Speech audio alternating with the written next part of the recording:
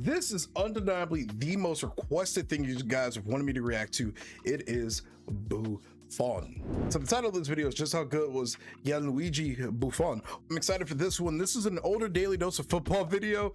He commented under one of my videos, by the way, recently. He said I had a radio voice. Yo, Daily Dose of Football. I appreciate that. That's means a lot coming from one of the goats of football content. So without further ado, ladies and gentlemen, let's learn a little bit about Buffon. In 1991, a new young player would arrive at Parma's academy. This he is played young as a Daily midfielder Dose. and showed great potential, but he would shock his coaches as after feeling inspired by Thomas Nkonu's performances in the 1990 World Cup, he would decide to leave his outfield position and start playing as a goalkeeper. As crazy as it might have seemed to the people around him, within 2 weeks he would have convinced everyone he was the best goalkeeper in the team. His success would be so evident that sooner than he could have ever wished for, he would be called up for the first team. The 17-year-old would debut in the Serie A against AC Milan and managed to keep a clean sheet despite them dominating the match. Everyone soon realized. This just made me realize I've never actually paid attention to what the training regimen for a goalkeeper is. Is this normal? He would be called up for the first team. The 17-year-old would debut in the Serie A against AC Milan and managed to keep a clean sheet despite them dominating the match. Everyone soon realized that this was a name to remember: Gianluigi BUFFOn.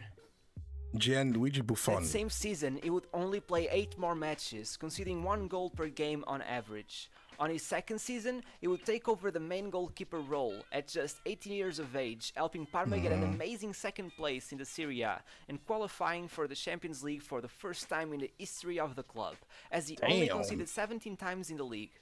The next season, they would only finish 5th, and in the Champions League they'd finish 2nd in their group, which would not be enough to get them to the knockout stage. That same year, he would earn his nickname Superman, as the 19-year-old fearlessly stepped onto the goal as Ronaldo Fenomeno, Ballon d'Or winner at the time, prepared to take a penalty.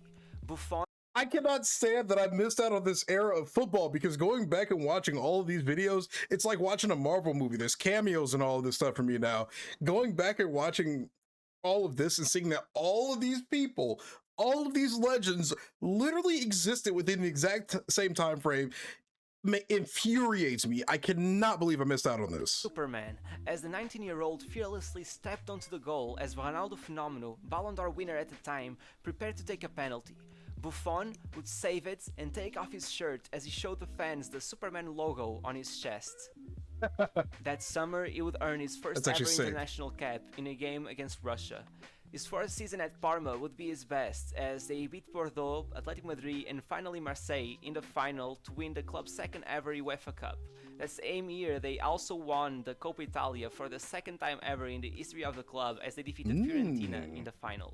I think it's necessary to mention that this success isn't exclusively because of Buffon. Parma had managed to assemble one of their best ever teams with names like Cannavaro, Crespo, Turà and Veron.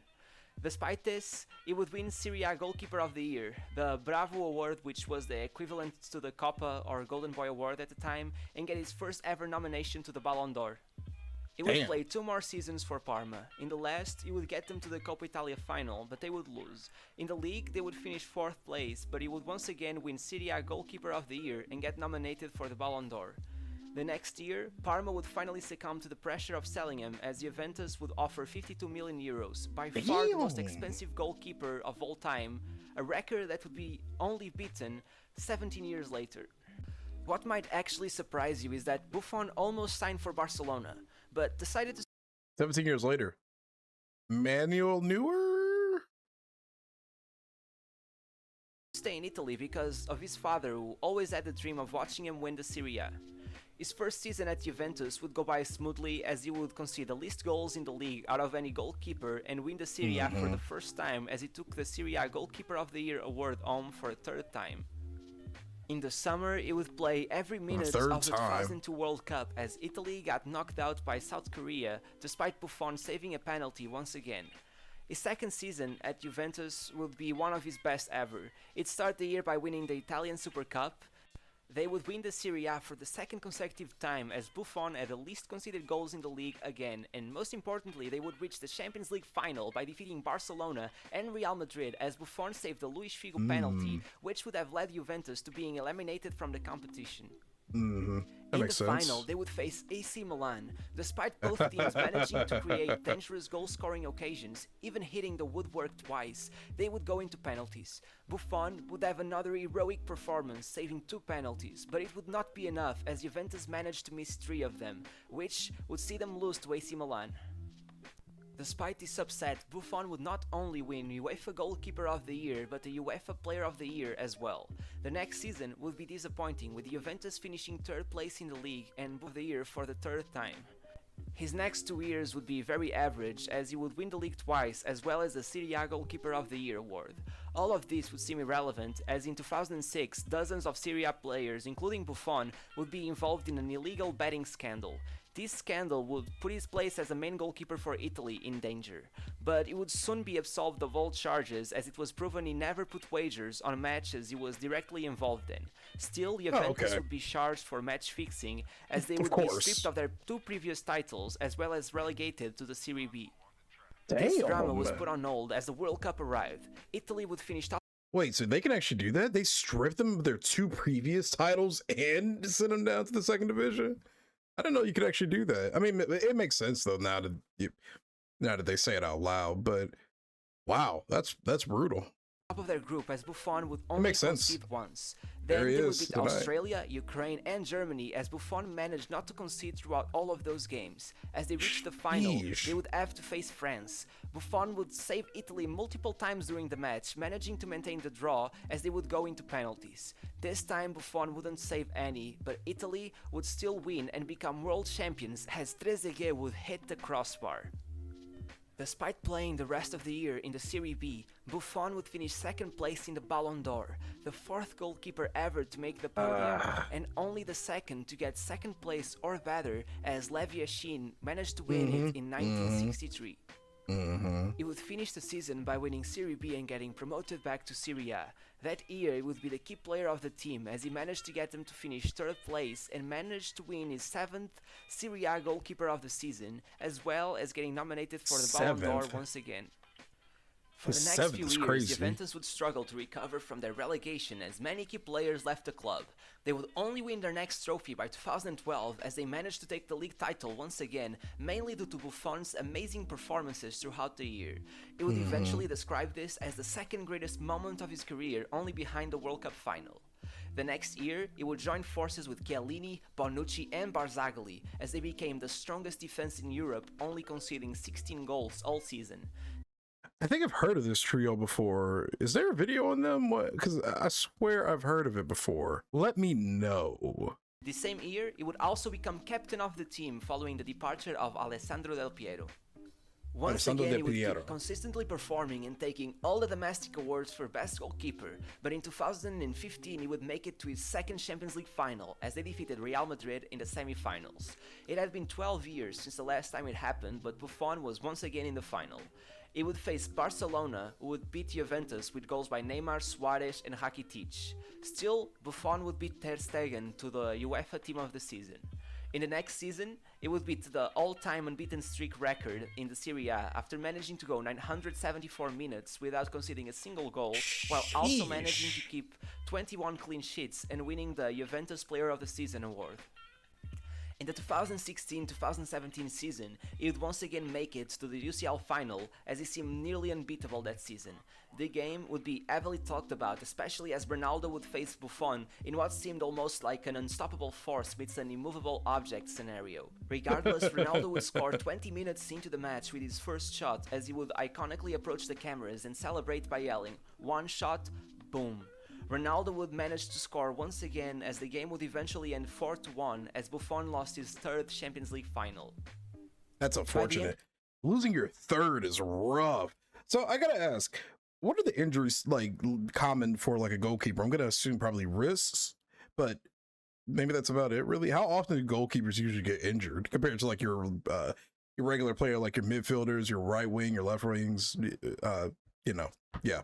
I'm just curious, how often do goalkeepers get injured? At the end of 2017, Buffon would finish 4th in the Ballon d'Or, narrowly missing the podium despite being 39 years old. That's absolutely unbelievable. The next season, Buffon would once again face Real Madrid and Ronaldo, this time in the semi-finals. The first leg would be awful for Juventus, as Ronaldo scored twice in a 3-0 win for Real Madrid, including his famous bicycle kick. As it seemed Buffon would be knocked out once again, the second leg would fuel his hopes of once again making it to a final, as Juventus managed to get a 3-0 lead and tie the match. Unfortunately, by the 92nd minute, Ronaldo would tower over the defense to nearly assist Lucas Vazquez, who would only fail to score as Benatia would foul him in the penalty box. Buffon lost his mind and started cursing out and yelling at the referee, who would send him off shortly after. Ronaldo would eventually score the penalty and send Real Madrid to the final, as Buffon watched his dreams being shattered once again. Dude, I gotta point out this guy in the back right here. Where is it? It's like running around here. Buffon this dude right lost here. his mind and started cursing out and yelling This at the guy referee, right here. who would send him off shortly after. He's just like, oh, fuck. He's just like, oh, god damn it, dude. Oh man, he's so frustrated. It's like he probably knew that was coming. He just Ronaldo would eventually score the penalty and send Real Madrid to the final, as Buffon watched his dreams being shattered once again. This would be the last straw for Buffon, who would leave for PSG, where he would win the league in the first season and once again be left disappointed with the club's performance in the Champions League, as he would watch Man United get a 3-goal comeback in the second leg of the last 16 match. That same season, Cristiano Ronaldo would join Juventus, and Buffon, who always wanted to play with him as the two had developed a close relationship over the years, decided to come back, where he has been playing since as a backup goalkeeper for Szczesny. Buffon is a true legend of the game. His name carries the weight of his performances, being directly associated with being unbeatable on goal. Buffon is a true commander, always being able to impact the game in a much more expansive way than the average goalkeeper. From young prodigy to one of the biggest names football has seen, the only downside to his career being the lack of a Champions League trophy. That's unfortunate, man, considering I will now try my best to everything. rate him accurately, as he is the first goalkeeper in the series. First, we will judge him on his reflexes, which are probably the most stunning ability he has and easily earn him a 10 out of 10. Then, his positioning, which was mostly immaculate, rarely being caught off guard. He gets a 9 out of 10. The third attribute is communication, mainly with the center backs, of course. He was amazing at this, easily commanding the defensive line. He gets a 10 out of 10.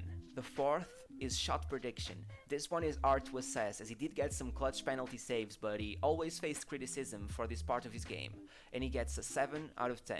I mean, it's always going to be hard because he's playing arguably the hardest role in a team. So I mean, that's always going to be such a hard thing to really judge properly, at least in my opinion, from what I've learned so far.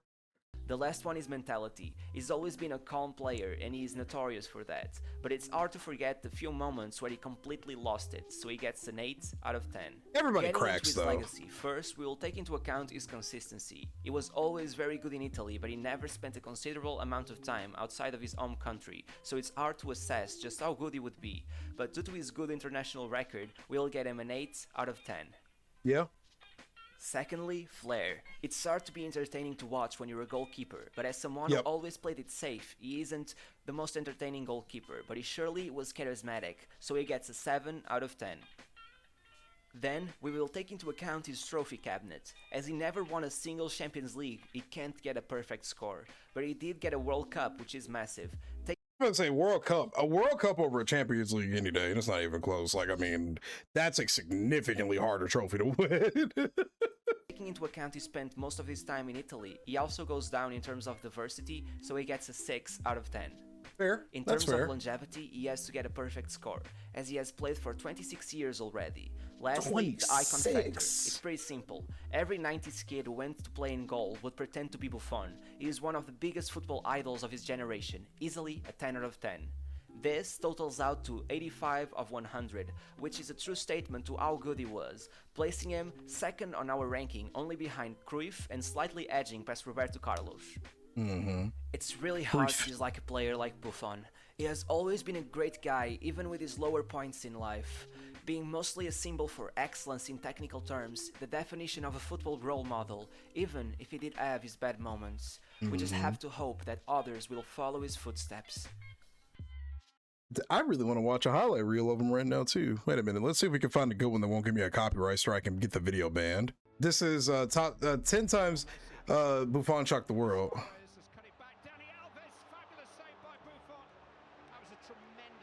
Oh yeah, dude, because he looked like he was going to the right.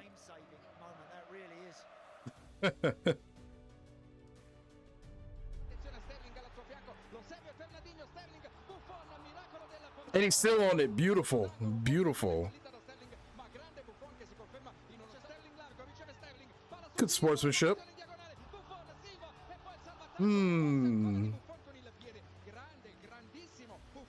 Grandissimo.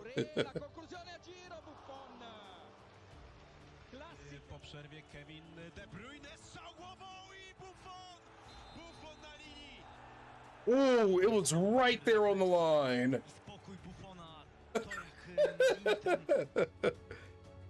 Reflexes versus Germany.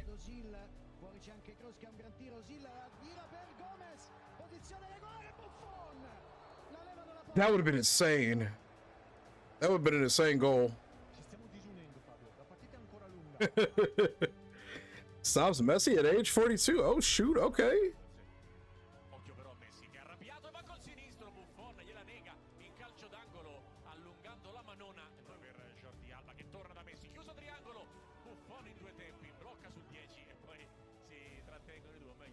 This had to have been what, like 2020 maybe? Damn, he's just stopping him over and over and over. Dude.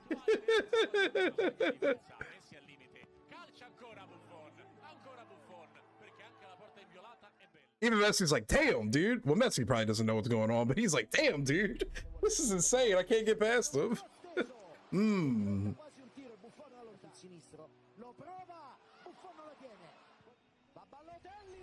I see what Daly Dose meant by reflexes. Barely. Okay, real talk. We got to do like we got to react to a video on like the history of VAR, because I know for a fact that there have been probably a lot of crazy games that had moments that VAR definitely would have came in handy way back in the day. So I definitely want to see if we can find a video on VAR or something at some point.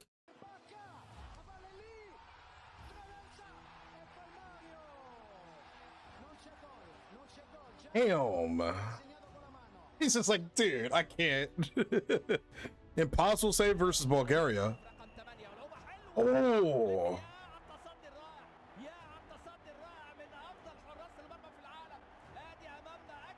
He thought he got it. He thought he got it, I think. Right there. Clean sheets in 2015 to 16. What's a clean sheet?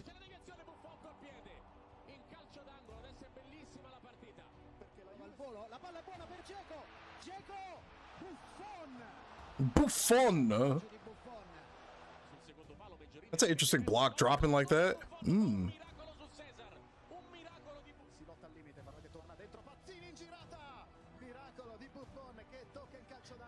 Oh, dude, that kick was actually so clean too. Wait. I want to go back to that a little bit. That is actually such an insane. That's some karate martial arts looking. Oh, that's such a clean kick to have it blocked. He probably felt like that guy.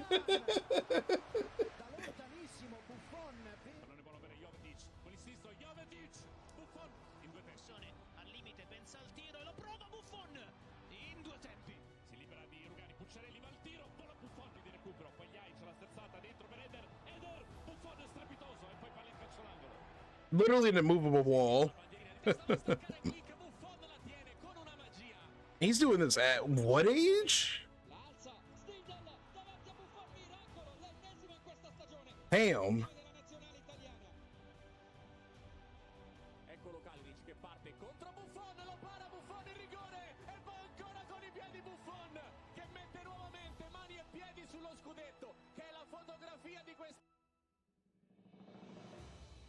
Double save versus Sevilla. That's a Sevilla. And he's immediately back on it.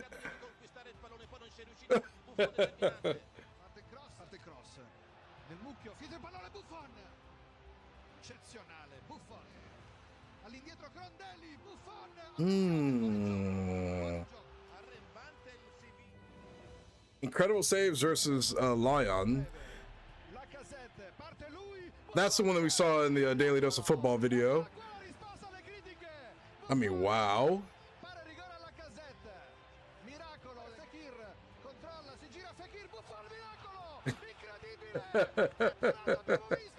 Oh my god, the commentator is insane.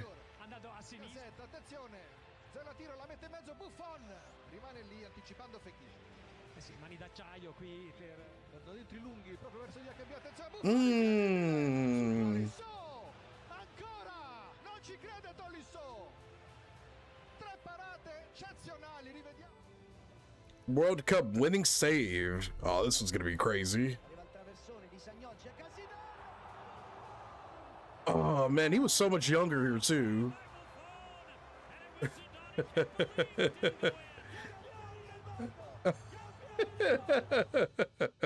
Okay, so I see why he's referred to as like a brick wall or like an immovable, how does that phrase go? Immovable force or something. But I always find it so impressive watching goalkeepers do anything like crazy, get nominated for Ballon d'Ors and stuff from the content that we've been reacting to over the last few weeks.